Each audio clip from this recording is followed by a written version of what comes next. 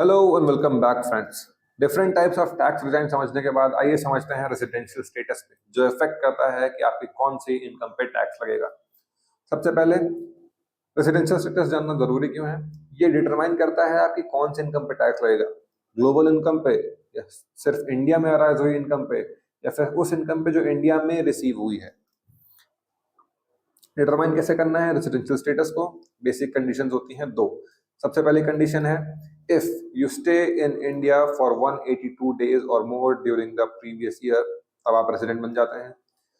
Condition two, if you stayed in India for 60 days or more during the previous year and additionally आप 365 दिन या उससे ज्यादा रुके हैं फॉर प्रोसीडिंग 4 ईयर्स, तब आप रेजिडेंट बन जाते हैं। अगर आप इन दोनों में से कोई एक क्राइटेरिया भी फुलफिल करते हैं then you are a resident. Residential status की तीन कैटेगरीज हैं, resident and ordinarily resident, resident but not ordinarily resident and non residents.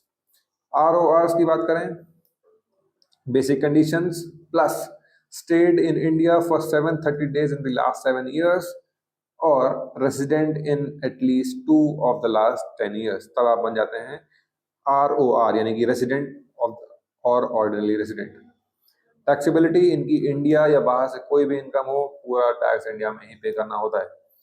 अब फिर आते हैं resident but not ordinarily resident, इसमें आते हैं आरएनओआर। इसमें met basic conditions but does not meet the ROR criteria, यानी कि ऊपर बताए हुए क्राइटेरिया जो बेसिक कंडीशन के अबव है वो आप फुलफिल नहीं कर रहे हैं तो आप बन जाते हैं नॉट ऑर्डिनरली रेजिडेंट, यानी कि आपकी सिर्फ इंडियन इनकम पे टैक्स लगेगा।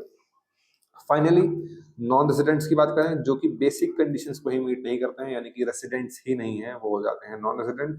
इसमें सिर्फ उस इनकम पे टैक्स लगता है जो कि आप इनकम इंडिया में रिसीव कर रहे हैं, यानी इंडिया में अक्रू हो रही है, इंडिया के थ्रू आ रही है, उस पर ही आपको टैक्स देना होगा in India. That's all for today, guys. I hope this helps you understand the residential status of yourself or anyone you want to know. ऐसे ही और इन्फॉर्मेटिव वीडियोस के लिए हमारे साथ जुड़े रहिए on advice brain. Thank you very much.